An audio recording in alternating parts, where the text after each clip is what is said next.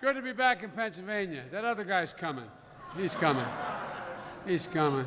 Good to be with you and the president. And, you know, America, what a lot of people, you go around and hear people talking down the economy. America is better positioned than any country in the world to lead the world in the 21st century. The rest of the country, the rest of the world doesn't have, as I used to say up in Scranton in my neighborhood, not a patch on our jeans, I tell you. And you know, when you ask companies why they're coming back, and remember, the president and I have been saying for the last 5 years, American companies are coming back, coming back. There's an outfit up in Boston that surveys every year American manufacturing companies in China. And they say, what are your plans? This year, 53% of the American companies in China said they're either planning on coming back to the United States and set up manufacturing, or they're thinking about it. Investing, hiring here at home. And that's because, it's all because of you. America has the best qualified workers in the world. Leo Girardi and I have been friends for a long time, and we got tired of hearing all this stuff about how American workers weren't as productive. Independent studies show American workers are 3 times as productive as workers in China. We want China to do well. We have the best workers in the world. We have the most innovative ideas in the world. You've heard for a long time how throughout the world, and particularly in the Far East, they've educated X as many engineers as we have, 3 times, 4 times. But guess what? There's no products with their names on it, and they're coming home. I'm serious. So I've kind of had it up to hearing about American workers and American manufacturing. I've been sort of for the last 10 years, as Senator Casey can tell you, I've been talking about there's not a reason why in the world why we can't be the manufacturing capital of the world. None. Zero. None. And look, we not only have the most creative workers, we have the best laws and protections. Your intellectual property gets protected here. You have a court system. If there's a disagreement, it's adjudicated fairly. And now there's an energy boom that you all know about, the Marcellus Shale. I think you heard of that, right? There's an energy boom that's changed the paradigm of manufacturing. It's cheaper to manufacture in the United States than it is in Europe and or in Asia. But the economy's at a crossroads. Our economy's at a crossroads, not like other periods in our history. We face tremendous, tremendous opportunities, but we face challenges that, as the president will speak to briefly, as a consequence of that god-awful lingering recession that just brought us that close to a depression. Our workers, though, are up to the task, but the companies, the education system, every level of government, we need to rethink how we're helping move folks into these new opportunities. It's a different skill set that's going to be required now, and over 6 out of 10 jobs in the next 10 years are going to require some certificate or degree beyond high school. That's why the president and I are here today. The point's real simple. The backbone of this country is a strong and thriving middle class. That's not hyperbole. That's not because I'm a Scranton kid and everybody else have tried to make me middle class. It's true. It's been the backbone of America, the distinguishing feature of our economy over the last 150 years. And we're here to show how we can help more people find a path to good-paying jobs, middle-class jobs, in high-growth industries, from information technology, energy, advanced manufacturing, healthcare. It's not just in manufacturing. And let me define what I mean by middle class. You know, our economist administration will argue whether it's, $51,450 or $52,500. Middle class is an idea. Middle class is an ideal. What it's about is being able to own your home and not rent it. It's about being able to send your kid to a park, they're going to be safe and come home safely. It's about being able to send them to a local public school and know if they do well, they can qualify for school after high school. And it's about being able to take care of your parents and hope to God you can plan enough so your kids will never have to take care of you. That's what it's always been about in Pennsylvania. But the fact of the matter is, so many people over the last 2 decades have fallen out of the middle class. You know a lot of them. You know a lot of people you grew up with, a lot of people you live with. And so many more generations need to find a path to the middle class. And that's what the President and I are committed to, spending the rest of our time in office making sure that the aperture to the middle class is opened, is wider, and there's real, decent, good paying jobs. Now, I'm proud to introduce a buddy of mine. That's not how you usually talk about the President, is it? But he is. He's my good friend, but he's also my president, and I'm proud to serve with him. And this is a guy who wakes up every morning, and this is not, I spend a lot of hours a day with the president. Every single waking hour with him is about how can we make life, this is real, better for hard-working Americans who are ready to do whatever it takes to provide for themselves and their families. Ladies and gentlemen, let me introduce the President of the United States, Barack Obama.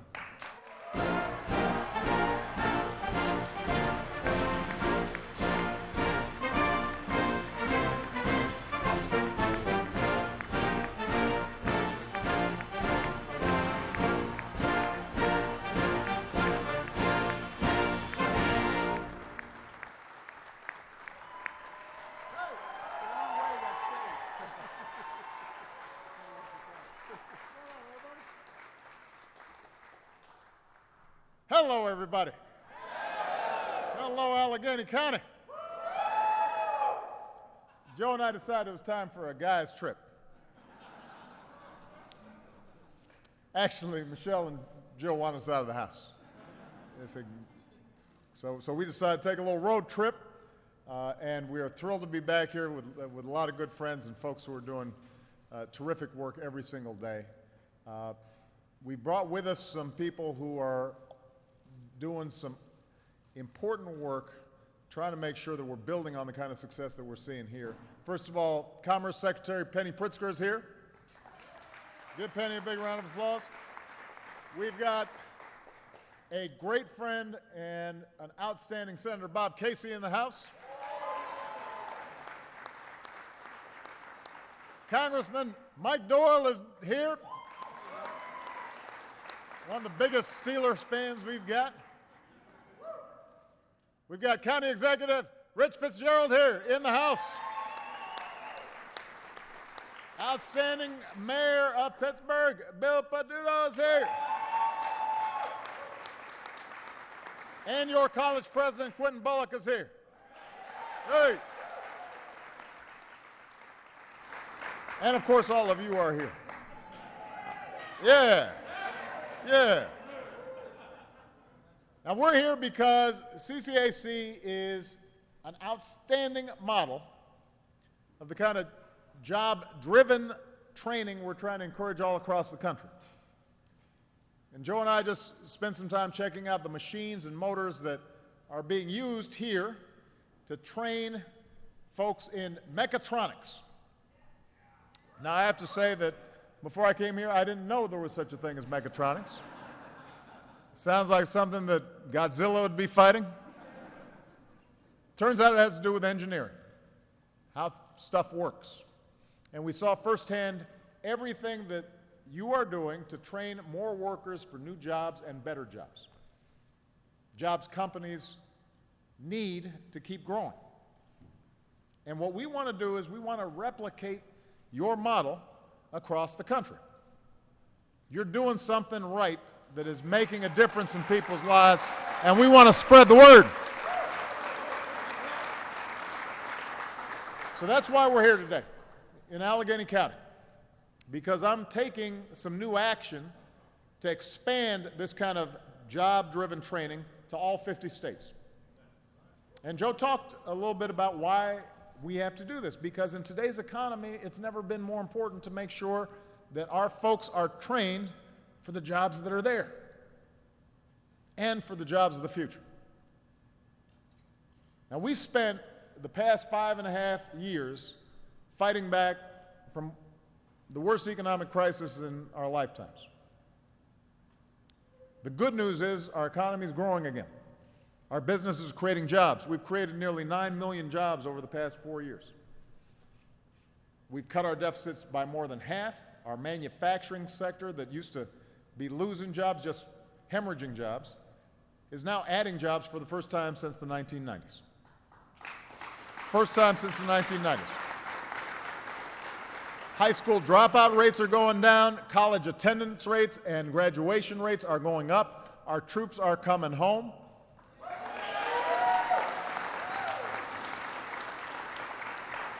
We're seeing an energy boom all across the country, and more than 7.5 million people have been able to sign up for health care, many for the very first time through the Affordable Care Act.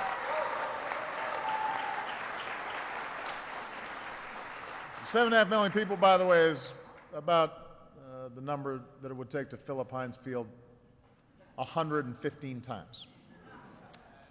So there are a lot of good trends that are taking place, and a lot of that has to do with the great work that our outstanding Vice President is doing. It has to do with the great work that folks like Mike and Bob and Rich are doing, and your outstanding mayor that's in Pittsburgh and all he's doing to help transform the economy there.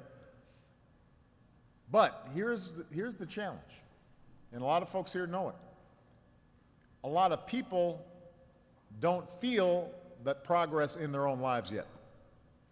So the stock market's doing great. Corporate profits are soaring. Folks at the very, very top are doing better than ever. But too many Americans, if they're lucky enough to have a job, are working harder and harder just to get by, much less to get ahead.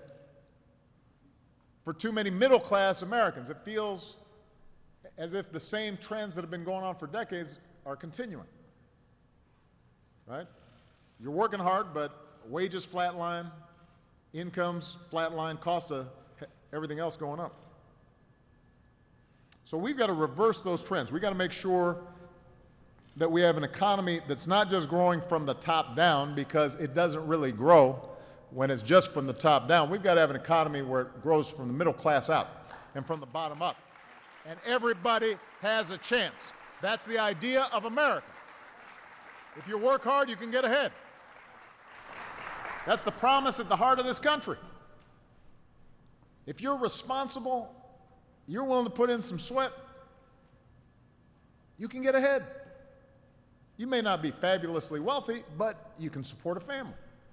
You can buy a home. Make sure your kids are doing good and they can go to college. Have something left over for retirement. Have health care you can count on. Maybe take a vacation once in a while. Right? Just the basics, and knowing that you're part of a community that is growing for everybody, not just some. Restoring that idea is the defining issue of our time. And so the truth is, Joe and I, we were talking about this the other day. We sometimes sound like a broken record because we've been talking about this for 6, 7, 8 years, ever since we've been in public office. But it's more urgent than ever now that we move forward and we know what to do. We're pushing a 4-part opportunity agenda. And the first part is more good jobs paying good wages. Manufacturing jobs, construction jobs, jobs in energy, jobs in innovation, jobs in infrastructure, rebuilding our roads and our bridges, putting people back to work. There's a lot more we could be doing. Number 2, we got to train more Americans with the skills to fill the jobs that are there, just like you do here at CCAC. Number 3, we've got to guarantee every young American a world-class education. And number 4, when people do have a job, we got to make sure that job pays a decent wage, and that you have savings you can retire on and health care you can count on. Now, these are the things we've got to be doing. You know it, I know it. And that's what would put our unemployment rate down faster. It would pull our wages up faster. It's what we could do to create more jobs and economic security for a lot of families that have been reaching for it for years. And every single person you send to Washington should be focused on that issue. That's what America needs right now. Now today, the reason we came here is to focus on that second part of that agenda, training Americans with the skills that they need for the good jobs that are going to be here today and tomorrow. Around here, you know better than most how in recent decades the economy hasn't always worked for middle-class families. You saw outsourcing. There was a time when, finding a good job in manufacturing wasn't all that hard. If you were willing to work, you could go to the local factory, maybe the factory your dad was working in, and say, I'm ready to go, and they'd sign you up.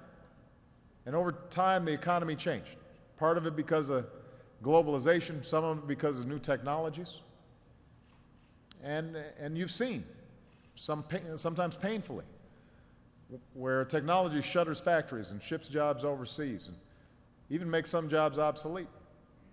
But you know what? We're not going to reverse all those trends. We can't stop technology. And you got a global economy now where we got to compete. We live in a 21st century global economy. Jobs know no borders. And companies are able to seek out the best educated, most highly skilled workers wherever they live. And that's where the good jobs and the good pay and the good benefits is going to be. Other countries know this. Countries like Germany, China, India, they're working every day to out-educate our kids so they can out-compete our businesses. And each year, frankly, it shows that they're making more progress than we are. We're still ahead. We still got the best cards, but they're making some good decisions. We got to make those same decisions. And when it comes to training our workers, not all of today's good jobs require a 4-year college degree, but I promise you, there's not a job out there that's going to pay a lot if you don't have some sort of specialized training. So our best bet is keeping ahead in the skills race. And you see what happens when we put effort into making sure workers have new skills, the education that's required for this 21st century economy. At a time when traditional manufacturing is back on the rise, Pittsburgh is seeing new factories manufacturing new technologies across the board. And I know your county executive and your mayor and our steel workers and everybody's, we're focused on bringing jobs back. And the good news is they're coming back. Problem is, we're having trouble filling some of those jobs. I mean, there's been great progress in this area. You've earned a great nickname, RoboBird, because you've got high-tech plants and workplaces that are adding jobs faster than workers can fill them. That's a good problem to have. But we've got a lot of Americans who are still looking for work or underemployed and not getting paid enough. That's where what you do here is making a difference. America's got a choice to make. We can do nothing, which is the strategy that some folks in Washington seem to have, or we can do what we've always done best. We pull together, we fight back, and we win. That's what we do best. So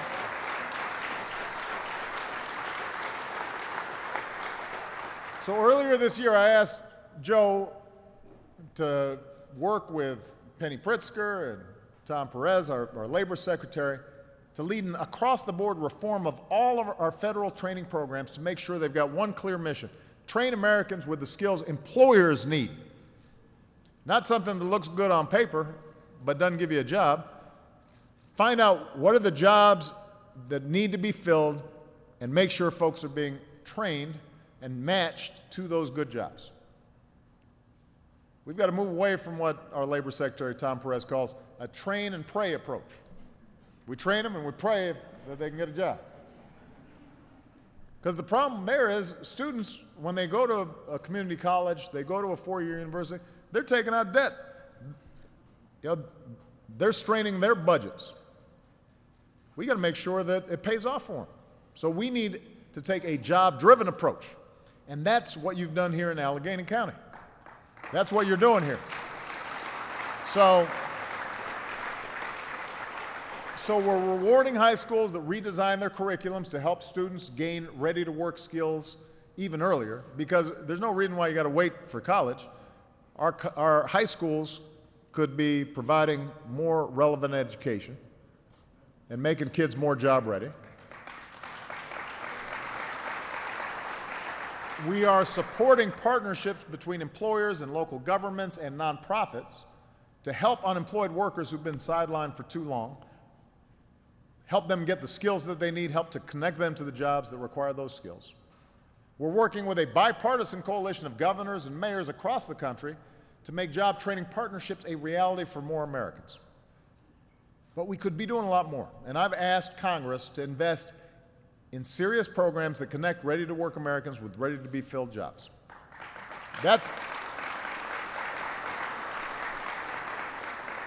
And in fairness, Mike Doyle's, he's supportive of that, and Bob Casey's supportive of it, but unfortunately, there's some other folks in Washington that haven't acted yet. They haven't been getting the job done so far. And Americans can't afford to wait. So today, I'm taking two significant actions that don't require Congress.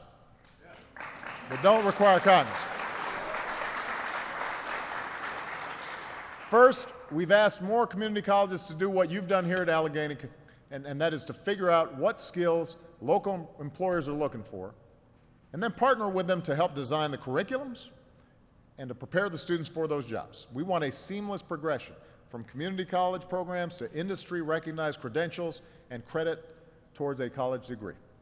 And today, I'm announcing that we're going to award nearly $500 million to those institutions who are doing it best in all 50 states, using existing money to create opportunity for hard-working folks like you. That's good. Second, and this is related, we're launching a $100 million competition for what we're calling American Apprenticeship Grants. Now, these are awards that are going to expand the kinds of apprenticeships that help young people and experienced workers get on a path towards advancement, towards better jobs, better pay, a trajectory upwards in their careers. And apprenticeships are a way to link more Americans to jobs in some of our in-demand fields like IT and healthcare. They let you earn while you learn. And sometimes it makes it's possible for them to also create college credits on the job, even as you're pursuing a degree or a better job. Right now, nearly 9 out of 10 apprenticeships, folks who are in apprenticeships, they get hired when they're finished, which makes sense, right? You get an apprenticeship, you're there, you're learning on the job, people see that you're serious about working. So 9 out of 10 folks, once they get an apprenticeship, they get hired. And by the way, they make an average of $50,000. So we're streamlining efforts by the Department of Veterans Affairs and the Department of Labor to help veterans access their GI Bill benefits for apprenticeships. Businesses, unions, community colleges, nonprofits, we're getting them to work with us as well. The UAW is joining with the Big Three and John Deere and others to add nearly 2,000 apprentices. Some of the biggest manufacturers are partnering with community colleges in North Carolina and Texas and California on high-skill training programs. And now we want to work with national industry associations to help partnerships like these take root all across the country so that anybody in any city, any state can earn the training they need to get the good jobs of tomorrow. So the bottom line is, if you're willing to put in the work to get a job or earn a promotion in today's economy, America's job training system should give you every possible chance. And you're doing it here. When we took that tour, we saw young people, and some not so young people. I won't say who. I don't want to offend them. But these are folks who, many of them were in a job right now, but they saw that it was a dead end, and they wanted to make sure that they could get a better job. Some of them were just getting started. But either way, their investment and their effort was being rewarded. One person we met, a gentleman named Tim Wright. He was showing us some of the computer systems that folks are working on. Now, Tim worked as a shift laborer for 13 years, loading rail cars, moving equipment, working nights, working weekends. And he always had his eye on moving into industrial maintenance so he could repair and oversee the factory's equipment, but he couldn't pass the skills test. But I love this about Tim. He did not give up. He didn't say, well, I guess, I can't get to my dream. Instead, he started on this mechatronics training at CCAC. So he'd squeeze in classes whenever he could, while he was still working his shifts. And after 6 months of hard work, he graduated as an industry-certified mechatronics technician. He retook the test. He passed the test. Today, Tim's doing what he set out to do.